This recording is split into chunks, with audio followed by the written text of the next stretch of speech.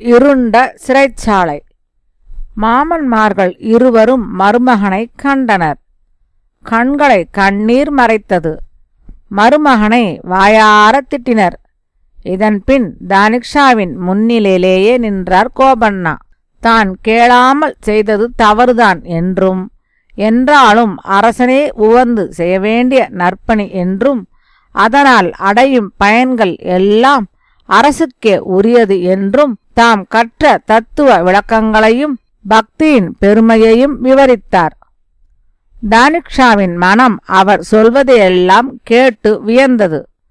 ஆனால் பணம் என்ற உடனே கூடவே கோபமும் எழுந்தது.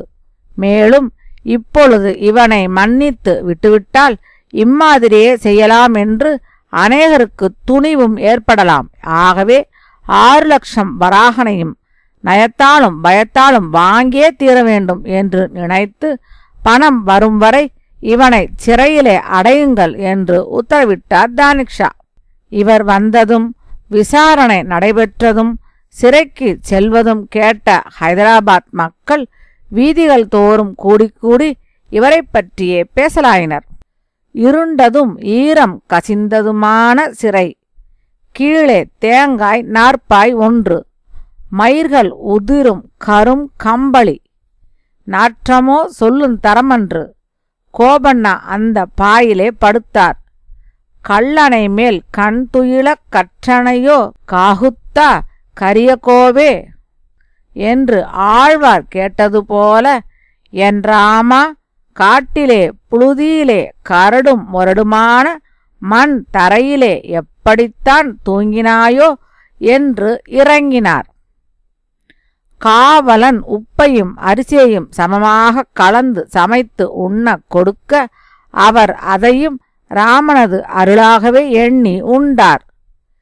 இவரது மானச பூஜை அந்த இருண்ட சிறையிலே நடந்து கொண்டே இருந்தது. அதை கட்டுப்படுத்த எந்த தானிக்ஷாவாலும் முடியுமோ? சிறையிலே துன்பமின்றி இருக்கிறான் என்பது தெரிந்த தானிக்ஷா இவனை இப்படி அடைத்து வைப்பதில் பயனில்லை, முச்சந்தியிலே நிறுத்தி கசையடி கொடுங்கள், அப்பொழுதாவது பணத்திற்கு வழி சொல்லுகிறானா என்று பார்ப்போம் என்றார். தண்டனை செய்தி ஒரு நொடியில் ஊர் முழுவதும் பரவிற்று. மக்களது இதயம் தவியாய் தவித்தது. அடடா, இத்தகைய ராமபக்தருக்கா இந்த தண்டனை? பணத்தை என்ன செய்து விட்டார்? மனைவி மக்களுக்கு கொடுத்தாரா? தாம் தமக்கென்று ஏதாவது செய்து கொண்டாரா? பத்ராச்சலம் பத்ராச்சலமாகவா இருக்கிறது? பூலோக வைகுண்டம் போலல்லவா இருக்கிறது? என்ன கோயில், என்ன விமரிசை, என்ன பக்தி, என்ன வழிபாடு! இப்படிப்பட்ட பரம பாகவதரைய தண்டிப்பது? அடடா, அநியாயம், கலிகாலம் என்று ஓலமிட்டவர் பலர். ஏ ராமா, இப்படியும் வேடிக்கை பார்க்கலாமா? இதென்ன திருவிளையாடல் என்று ராமனையே கடிந்தவர் பலர். வீரரும் பிறர் துன்பங்கண்டு மகிழும் சிலரும் உடன் செல்ல கைதி கோபண்ணா முச்சந்தியை நோக்கி நடந்தார். ஊரார் கதறி அழ கோபண்ணாவை அடிக்கத் தொடங்கினர் காவலர். ஏராமா ஏராமா என்று கதற கதற அடிகள் மேன்மேலும் விழுந்தன. நெஞ்சமே இல்லாத அந்த கொலையாளிகள் ராமபக்தனை மேலும் மேலும் அடிக்க ஹே ராமா, ராமச்சந்திரா, ராமபத்ரா என்றெல்லாம் அழைத்த சொற்கள் நின்றன. முதுகிலே ரத்தம் பீரிட்டது. 30 அடிகளுக்குள் 10 பிரம்புகள் முறிந்து போயின. ரத்தம் பெருகியது. ராமபத்ரனுக்கு வெற்றி, ராமச்சந்திரனுக்கு மங்களம் உண்டாகட்டும் என்று அவர் வாய் வாழ்த்தியது. உடனே அங்கிருந்தால் மக்கள் சூழ்ந்து கொள்வார்கள் என்று அப்படியே அவரை நடத்தி சென்றனர் சிறை காவலாளிகள். இந்த அடிகள் பொறாமல் பணத்துக்கு ஏற்பாடு செய்வார் என்று எதிர்பார்த்தார் தானிக்ஷா. வராமற் போகவே தலையில் பெருங்கல் ஒன்றை சுமத்தி வீதி முழுவதும் அவரை சுற்ற வைத்தார். ராமா, ராமச்சந்திரா என்று அவர் பெருமூச்சுடன் சுற்றி வந்தார். பின்பு அவர்கள் அவருடைய கைகளையும் கால்களையும் கட்டி மணலிலே உருட்டினர். இப்படிப்பட்ட கொடும் தண்டனைகள் ஒரு நாள் அல்ல, ஒரு வருடமல்ல, பல வருடங்கள் நடந்தன. நாட்கள் செல்ல செல்ல அவர் மனத்தின் உறுதி தளர்ந்தது. ஏ ராமா, இவ்வளவு தண்டனைகளையும் பார்த்து கொண்டே இருக்கிறாயே? நீயும் மனிதன்தானே? மனிதன் படும் துயரம் எத்தகையது என்று கூட புரிந்து கொள்ள முடியாத உன்னை இறைவன் என்று நினைத்தேனே. தவறு செய்துவிட்டேன். எல்லா பொருள்களையும் உனக்கே அல்லவா செலவு செய்தேன். தெரியாதா? செய்த திருப்பணி அற்பமா சொற்பமா? பிரகாரங்களுக்கு 1,00,000 பொன் ஆயிற்றே, உனக்கு தெரியாதா? நகைகளும் பொன்னாடைகளும் எவ்வளவு வாங்கப்பட்டது, நீ அறியாயா? உன் மாமன் ஜனகன் வாங்கியதா? இல்லை, அவை தானிக்ஷாவின் பணம். இப்படி எல்லாவற்றையும் செய்ய செய்ய ஏற்றுக்கொண்டு இப்பொழுது வேடிக்கை பார்க்கிறாய். இந்த கோபண்ணா எத்தனை அடிகளும் தண்டனைகளும் தாங்குவான் என்று சோதிக்கின்றாயோ என்று கதறினார். இப்படி அவர் ராமனை பாடியும் போற்றியும் நிந்தித்தும் அயர்ந்து போனார். அப்பொழுதுதான் தாயின் இன்பமயமான தோற்றம் அவர் மனத்துள் எழுந்தது. அம்மா சீதம்மா, நான் படும் துயரம் பார்த்து நீயாவது சொல்லக்கூடாதா? என் ஐயன் ராமனை வேண்டியது அவ்வளவும் வீண். இந்த கோபண்ணா எனக்காக செலவு செய்தான் என்று அவன் ஒரு வார்த்தை தானிக்ஷாவிடம் சொல்லக்கூடாதா? நானும் பொறுத்து பார்த்தேன். அவன் கல் நெஞ்சன், இறங்கவே மாட்டான். எவ்வளவு கடின மனம் இருந்தால் உன்னை தீயிலே குழி என்பான். அது மட்டுமா, நிறை சூழி காட்டிலே விடு என்றானே. அப்பொழுதே நான் புரிந்து கொண்டிருக்க வேண்டும், அவன் கருணையற்றவன். வீணாக கருணாசாகரன் என்று புகழ்கிறோம் என்றெல்லாம் நினைத்தவராய் இனி பொறுக்க முடியாது, விஷத்தை குடித்து அவனையே அடைந்து விடுகிறேன் என்று நிச்சயித்து விஷத்தை ஒரு கிண்ணத்திலே கரைத்து வைத்துவிட்டு, ஏ சீத்தம்மா, நீயாவது சொல்லமாட்டாயோ என்று மீண்டும் ஒரு முறை கேட்டுவிட்டு தியானத்தில் ஆழ்ந்தார். சீதாதேவின் மனம் உருகியது. பூ உலகிலே கோபண்ணா என்ற மெய்யன்பன் இப்படி பரிதவிக்க நீங்கள் இங்கே ஆனந்தமாக இருப்பது தகுமோ என்று கேட்க, அதற்கு ராமன், சீதே, இவன் முன் பிறவியிலேயே மிகச்சிறந்த பக்தன். ஒரு கிளியை பிடித்து கூண்டில் அடைத்து 12 வருடங்கள் வளர்த்தான். அதன் பயனாகவே இந்த சிறைவாசம். இன்று இரவோடு அவன் சிறைவாசம் முடிகிறது. நாளை நானும் லக்ஷ்மணனுமாகச் சென்று தானிக்ஷாவின் கடனை தீர்த்துவிட்டு வருவோம் என்றான். சீதையின் முகத்திலே சிரிப்பும் வந்தது. அழகுதான். ஆயுள் முழுவதும் உமக்கே அர்ப்பணமாக பணி செய்தவனுக்கு அருள் செய்யாமல் தானிக்ஷாவை பார்க்க வேண்டியது மிகவும் அவசியம்தானோ என்றாள். ராமபிரான் மிகவும் கனிவோடு கூடிய குரலில், ஏ சீதே, அவன் கோபண்ணாவை தண்டித்தது தவிர வேறு எந்த குற்றமும் செய்யவில்லை. நல்ல அரசன், குடிகளை நன்றாக பாதுகாத்து வரும் பெருமையை உடையவன். முற்பிறவியிலே காசியிலே அந்தணனாக இருந்தவன். இறைவனுக்கு 1000 குடங்கள் அபிஷேகம் செய்தால் பெரும் பதம் கிடைக்கும் என்று தொடங்கி 999 குடம் முடிந்ததும் தான் எண்ணிய பேறு கிட்டவில்லை என்று அந்த இறைவன் மீதே குடத்தை போட்டு உடைத்து விட்டான். அதன் பயனாகவே அவன் இவ்வாறு பிறக்க நேரிட்டது. ஆகவே அவனுக்கும் காட்சி தர வேண்டும். சிவபெருமான் ராமனது தரிசனம் பெறுவாய் என்று வரமும் அவனுக்கு அளித்திருக்கிறார் என்றான். நடுநிசி, நள்ளிரவு நேரம். ஹைதராபாத் நகரம் முழுவதும் ஆழ்ந்த நித்திரையில் மூழ்கி இருந்தது. தானிக்ஷா அரண்மனையின் அந்தப்புறம். பாராக்காரர்கள் மட்டும் தூங்கி வழிந்து கொண்டு பாரா கொடுத்து கொண்டிருந்தார்கள். அப்பொழுது அங்கே 2 சிப்பாய்கள் கையிலே பணப்பையும் இடையிலே வாளும் தரித்து அழகிய கால் சராயும் அங்கியும் அணிந்து ராஜகுமாரர்கள் போல் காட்சி தந்தனர். அவர்களுடைய நல்ல வாட்டசாட்டமான உடலமைப்பும் கம்பீரமான தோற்றமும் காண்போர் நெஞ்சை கவரும் தன்மையானவாய் இருந்தன. ஒருவன் பொன் மேனி, மற்றவன் மாநிறம். கையிலே இருந்த பணப்பையை குலுக்கியவர்களாய் அவர்கள் அங்கே நின்றனர். பாரா கொடுப்பவன் உறங்கியபடியே நடந்து கொண்டிருந்தான். ஆகவே அவ்விருவரும் அந்தப்புறத்தின் கதவிலே கையை வைக்க அது தானாகவே திறந்தது. உள்ளே நுழையும் சமயம் அதிசயமான கனவு ஒன்று கண்டு விழித்தார் தானிக்ஷா. அவர் விழித்தளவும் இவர்கள் உள்ளே நுழையவும் சரியாக இருந்தன. உடனே திடுக்கிட்டு யார் யார் என்றார். ஏற இறங்க ஒருமுறை பார்த்த அவர் ஆச்சரியத்தினால் திகைத்தே போனார். வந்தவர்களது பேரழகு அவர் கண்களை கூசச் செய்தது. செய்வது இன்னதென்று அறியாமல் மெய்மறந்து நின்றார் தானிக்ஷா. வந்தவர்களை யார், எங்கிருந்து வருகிறீர்கள் என்று அவர் கேட்டார். அரசே, நாங்கள் பத்ராச்சலம் கோபண்ணாவின் பணியாட்கள். என் பெயர் ராம்ஜி, இவன் பெயர் லக்ஷ்மண்ஜி என்றான் மூத்தவன். நீங்கள் எத்தனை வருடங்களாக அவரிடம் வேலை செய்கிறீர்கள்? என்ன சம்பளம் கொடுக்கிறார்? நாங்கள் பல தலைமுறைகளாக அவர்களுக்கு பணி செய்பவர்கள். சம்பளம் கிடையாது. கோயில் பிரசாதத்துக்கு ஆசைப்பட்டு பணி செய்கிறோம். இப்பொழுது வந்த காரணம் என்ன? என் கடனை தீர்த்துவா என்று கோபண்ணா சொன்னார். பணத்தை கொண்டு வந்தோம் என்று சொல்லி கையிலிருந்த பணப்பையை கட்டவிழ்த்து கலகலவென்று கொட்டினான் அந்த சிப்பாய். அவைகளின் ஒளியினால் அந்த அறை முழுவதும் ஒளிமயமாக திகழ்ந்தது. புத்தம் புதிய பொன் நாணயங்கள் நாற்புறமும் சிதறி ஓடின.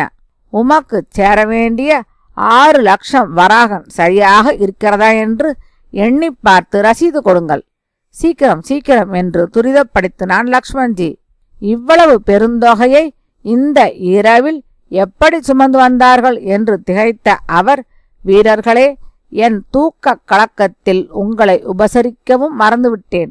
உங்களை எப்படி உபசரிப்பது இந்த நள்ளிரவிலே என்று விளங்கவில்லை என்றார். பணத்தை கண்டவுடன் எழுந்த உபச்சாரம் என்று கருத்தோடு லக்ஷ்மண்ஜியை பார்த்தான் ராம்ஜி. பிறகு மிகவும் மெதுவான குரலில், நீங்களோ அரசர், நாங்களோ சேவகர். இதிலே உபசரிப்பதற்கு என்ன இருக்கிறது? மேலும் நீங்கள் எங்களை உபசரிப்பது என்றால் உமது அந்தஸ்து என்னாகும்? நீங்கள் உபசரிக்க வேண்டும் என்று நினைத்ததே எங்கள் பாக்கியம். ரசீதை சீக்கிரம் கொடுங்கள், நாங்கள் போக வேண்டும் என தானிக்ஷா ரசீதும் கொடுத்தார்.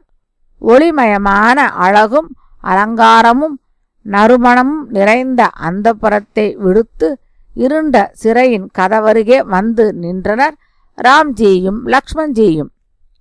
12 வருடங்களாக கடும் தவம் இயற்றிய அந்த வீரத்துறவி கோபண்ணாவின் நிலை கண்டு ராம்ஜியின் கண்களில் நீர் பெருகியது. குழிவிழுந்த கண்கள், நீண்ட தாடி, சடைபட்ட முடி, எலும்பும் தோளுமாக உடல். அந்த கோலத்தில், அந்த துர்நாற்றமும் அசுத்தமும் உள்ள சூழலிலே ஆச்சார அனுஷ்டான சீலனான கோபண்ணா கிடந்த கோலம் லக்ஷ்மண்ஜியின் மனத்துள் கோபத்தை மூட்டியது. அண்ணா, நீ செய்தது அநியாயம். நமக்கு வானலாவிய கோயில் அமைத்தவனுக்கு இந்த இருண்ட சிறை, ஆடைகளும் அணிகளும் கொடுத்து அமுதமயமான உணவை நமக்கென்று சொல்லி ஊருக்கெல்லாம் வாரி வழங்கிய வள்ளல் எலும்பும் தோளுமாய்க் குடைக்கிறான். இந்த கருணையை முன்பே காட்டியிருக்க கூடாதா என்றான் லக்ஷ்மண்ஜி. அந்த சிறைக்கம்பிகளின் வழியாக மூளையில் இருந்த விஷக்கிண்ணம் தெரிந்தது. லக்ஷ்மணா, ஊழ்வினை! வாயில்லா பட்சியை கூண்டிலே அடைத்தான். அதன் பயனாக இந்த சிறைவாசம். நீ போய் விஷக்கிண்ணத்தை கவிழ்த்து விடு என லக்ஷ்மண்ஜி ஆதிசேஷனாக உட்சென்று கிண்ணத்தை கவிழ்த்தான். ராம்ஜி கோபண்ணாவின் பக்கலிலே வைத்தான். பின்பு இருவரும் மறைந்தனர். அங்கே ராம்ஜியும் லக்ஷ்மண்ஜியும் மறைந்த பின் தானிக்ஷா நாணயங்களை கையில் எடுத்தார். 6 லட்சம் வராகன் என்றளவா சொன்னார்கள்? அதிகமாக காணப்படுகிறதே என்று எண்ணவும் பத்ராச்சலத்திலே கோயில் கொண்டுள்ள இறைவனே வந்தவன் என்றும் ராம்ஜி லக்ஷ்மண்ஜி என்று தம்மையே குறித்தனர் என்றும் கண்டுகொண்டார் தானிக்ஷா. அவரது அகக்கண் திறந்தது. அடடா, தமது பக்தனுக்காக இறைவன் அல்லவா வந்திருக்கிறார். அநியாயமாக மோசம் போனேனே. தொண்டருக்கு எத்தகைய கடுமையான சிக்ஷைகளை விதித்தேன். ஏ ராம்ஜி, ஏ லக்ஷ்மண்ஜி, உங்களை தெய்வம் என்று அறியாமல் போனேனே. என் பிழை பொறுப்பீர். நான் எத்தகைய மகா பாவி, உங்களை அறிந்து கொள்ளாமல் இருந்துவிட்டேன் என்று கதறி கதறி உருகினார் தானிக்ஷா. ஆழ்ந்த உறக்கத்திலே இருந்த கோபண்ணா எழுந்தார். விஷக்கிண்ணம் கவிழ்ந்து கிடக்க அதன் பக்கத்திலே தானிக்ஷாவின் கையொப்பம் இட்ட ரசீதையும் கண்டு திடுக்கிட்டார். ஏராமா, உன்னை நிந்தித்தேனே என்று வந்து இவன் இறந்து நம் திருவடியை அடையக்கூடாது என்று விஷத்தையும் கொட்டிவிட்டாயா? இந்த ரசீது ஏது என்று திகைத்து கொண்டிருக்கும் பொழுது சிறையின் பெரிய கதவுகள் திறக்கப்படும் ஓசையும் தானிக்ஷா பரிவாரங்களுடன் வரும் ஆரவாரமும் கேட்டன. மறுவினாடி இவரது கதவும் திறந்தது. தானிக்ஷா எதிரே நின்றார். ஒரே ஒரு கணம் திகைத்தார் தானிக்ஷா. மறுவினாடி கோபண்ணாவின் பாதங்களிலே வீழ்ந்தார். பின்னர் அவர், சுவாமி, தங்களது பெருமையறியாத மூடன், தவறு செய்துவிட்டேன், மன்னிக்க வேண்டும், மன்னித்தேன் என்று ஒருமுறை கூறுங்கள் என்று மன்றாடினார். மீண்டும், ஐயனே, உம்முடைய கருணையினால் இறைவனை கண்டேன் என, என்ன இறைவனா? என் அப்பன் ராமனா வந்தான் என்றார் கோபண்ணா. ஏ கோபண்ணா, அவர்கள் பிரசாதத்திற்கு ஆசைப்பட்டு உம்மிடம் பணி செய்வதாக கூறினார்களே என்று சொல்லி சொல்லி வியந்தார். கோபண்ணாவின் கண்களில் நீர் பெருகி ஓடிற்று. அவரது திருவடிகளில் மீண்டும் வீழ்ந்து வணங்கினார் தானிக்ஷா. மெலிந்த தம் கரங்களாலே தானிக்ஷாவை வாரி எடுத்தார் கோபண்ணா. பிறகு மிகவும் மிருதுவான குரலில், ஐயனே, நீர் பாக்கியசாலி, இறைவனை காணும் பெரும் பேறு உமக்கு கிடைத்ததே என்று சொல்லி 12 வருடங்களாக கதறி கதறி எனக்காக நடுநிசையிலே மூட்டை சுமக்கும்படி செய்துவிட்டேனே. ஏராமா, என்னை மன்னித்து எனக்கும் காட்சி தரமாட்டாயா என்று ஏங்கினார். தானிக்ஷா கோபண்ணாவை பார்த்து, ஏ கோபண்ணா, நீர் கோபண்ணாவன்று, நீர் ராமதாசர், ராமனது திருவடிகளுக்கே தொண்டு பூண்ட பெரியார். அருமையறியாமல் எவ்வளவு மாபெரும் பாபத்தை செய்துவிட்டேன். இறைவனது மெய்யடியாரை வாட்டிய பழி விடுமோ என்று கல்லும் கரைந்துருக கதறினார். ராமதாசர் தானிக்ஷாவினால் பூஜிக்கப்பட்டார். எல்லையற்ற மன நிறைவோடு மீண்டும் பத்ராச்சலம் போகிறோம், நம் ராமனுக்கு ஆராதனை செய்யப்போகிறோம் என்ற மகிழ்ச்சியிலே அதுவரையிலே பட்ட துன்பமெல்லாம் மறந்தார் ராமதாசர். ஏராளமான பொன்னையும் பொருளையும் கொடுத்து அனுப்பினார் தானிக்ஷா. வழியிலே கள்வர் வழிமறித்தனர். ராமபிரானது மாயையினால் ஓடிவிட்டனர். இதன்பின் அவர் நெடுநாள் ராமனது புகழ்பாடி பணி செய்து வந்தார். ஒரு நாள் ஒரு பொன்மயமான தேர் வந்து அவர் வீட்டு வாயிலில் நின்றது. மனைவியை இங்கே வாவென்றழைக்க அந்த அம்மையார் கைவேளையை முடித்துவிட்டு வருகிறேன் என்றாராம். நீ கொடுத்து வைத்தது அவ்வளவே என்று சொல்லி அந்த தேரின் மீது ஏறிய ராமதாசர் ராமநாம உபதேசத்தை கூறியபடியே அமர தேர் வானவீதியில் எழும்பிச் சென்றது. வேலையை முடித்து வெளியே வந்த அவரது தேவியார் தவிக்க, நீ உன் மகனுக்கு பணி செய், அந்த கடமையின் பொருட்டே நீ தங்கினாய் என்று அசரீறி எழ அவர் அப்படியே நின்றுவிட்டார். ராமதாசர் புகழ் பாரத நாடு முழுவதும் பேசப்படுகிறது. அவரது அற்புதமான கீர்த்தனைகள் பல. அவை முழுவதும் கிடைக்கவில்லை.